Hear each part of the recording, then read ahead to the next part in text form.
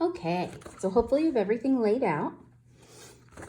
Let's take a look at the second page of our pattern.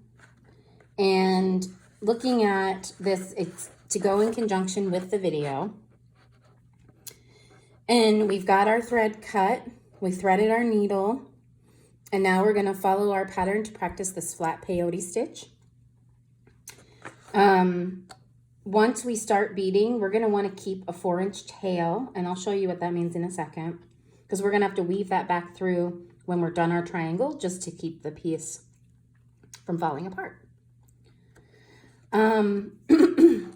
It's important to note that the pinwheel pattern is by Bathing Beauty's Beads, and it is inspired by Daria Tittenberger.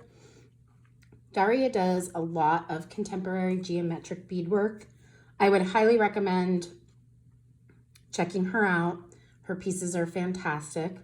I had the privilege of taking a class with her last year and making an origami beaded piece that actually moves and folds in and out. It was a lot of work, but it was also a lot of fun. So take a look into Daria's work and take note that this is the pinwheel pattern by Bathing Beauty's Beads. So we're going to start our round 1. So let's look at, first of all, we call these rounds. And that's because we work from the inside out. So we work with 3 beads on the inside and then bead our way out. So they're not rows like you may think. We're actually going around the triangle.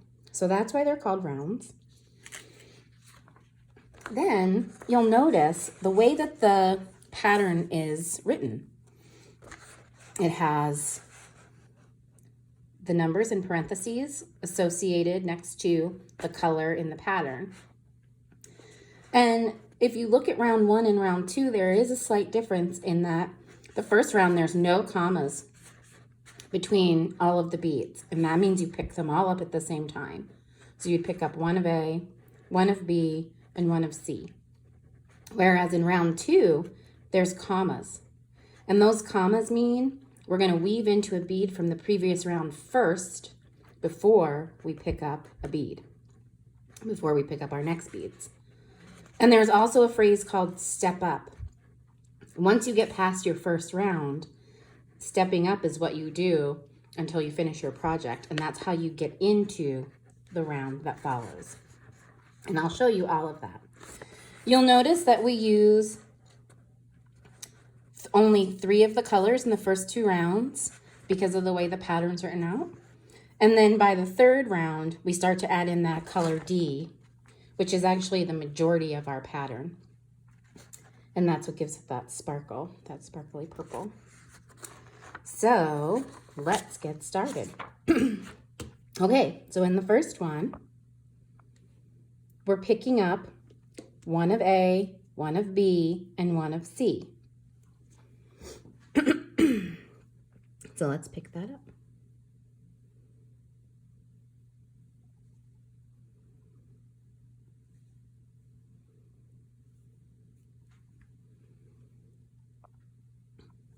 Okay, so I've got my 3 beads on my needle. I'm just going to help guide them all the way down, pulling my thread. Okay, remember I said I wanted us to leave a tail of about 4 inches. So a little bit longer. There we go. Okay, so look at my 3 beads. I need to make this come around like a circle almost. So what I'm going to do is I'm going to weave back through that one green bead. And I'm going to take my needle and I'm going to go through it from this side towards the right and then pull it tight. So I'm going to let these 2 kind of go down. See how I'm kind of coming at this from underneath. And then I'm just going to pull it tight. And I'm holding that tail so it doesn't get caught in anything. And there's my first round. I'm going to bring it closer to the camera so you can see where it's coming out of.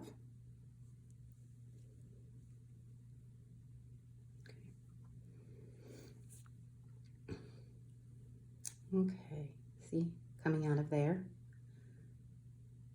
right there, going that way, going to the right.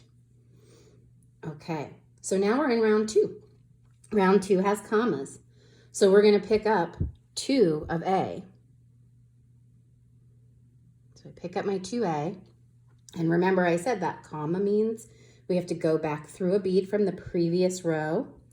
So when you look at this pattern, before I go back through my previous row, there is a little bit of a valley here. Can you see that? There's space between the green one and the taupe one, between my letter A and my letter B. So I picked up my 2 beads, and now I need to go through my letter B from the previous row to fill in that valley. And I should say the first 3 rows are usually the most difficult because it's such a small piece to hold on to. So see what we did? And now I'm coming out of my B from the previous row. Now I need to pick up 2 B's. And I'm going to fill in that valley and go into my C from the round below.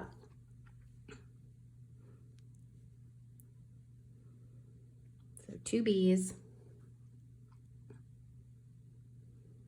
go through my C, pull it tight. That's really important to pull it tight because there's less confusion. And again, I'm holding that tail in my left hand fairly tight. Okay. So now we need to pick up 2 C's, and we're going to do not only going through a bead from the previous round, but we're also going to step up. So that means I'm going to pick up my 2 C beads for my pattern. And in a way, as you keep bead weaving, you'll notice that you will start to see where you naturally step up. Okay, so I've got my 2 beads threaded on. You can't see them necessarily in this picture. And I'm gonna go into my bead that I have to go into regularly, but I'm also gonna step up into the next bead. So it's those 2 beads. That's gonna help me go into that 3rd row. So I'm gonna pull that tight. Okay, and we finished our first 2 rounds. And we're coming out of our color A. This is my tail that I'm holding on to. Okay, all right, so this is exciting because now we get to add our D into the 3rd round. So as we read it, we notice that it has us doing 2A, and then there's a comma, which means we're going to go into a bead before we add our next one. Now let's take a look at this. Notice how it's kind of starting to form this angle because we're trying to make the points of our triangle.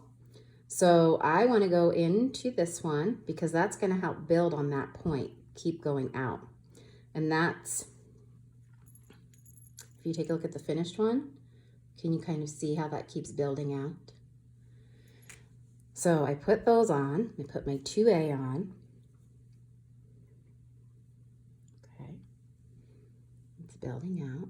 And sometimes they might look a little crooked, but that's okay because when we weave back through them at the end to make them nice and tight, we'll get the points right. And they naturally start to fall into place. Okay, so now we need to add 1 D. So I'm going to pick up a D. And then you'll notice when you look at this,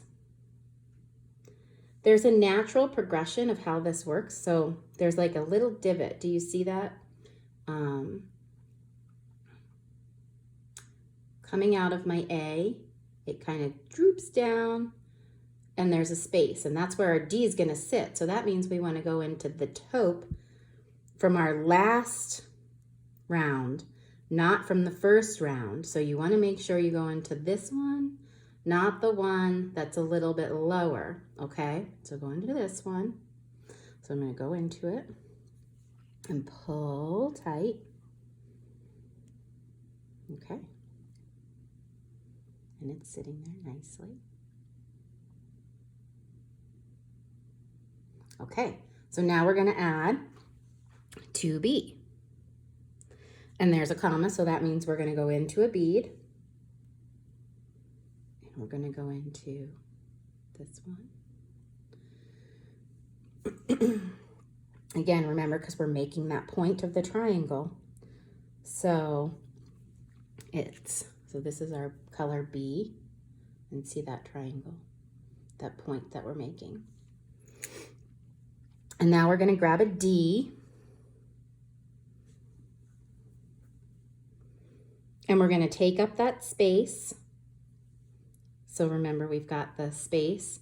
So in this color, it's a little easier to see. So see how I'm coming out of my B, and there's this little divot here. So we want to go into this one, not that one, because the D is going to sit on top of the other one to take up that space in that valley. Okay. There's that. Okay. So now we're going to add 2C, and there's a comma. So we're going to weave back through a bead first after we add our 2C. And this is the point on our triangle of this color. So of our metallic. So we're working now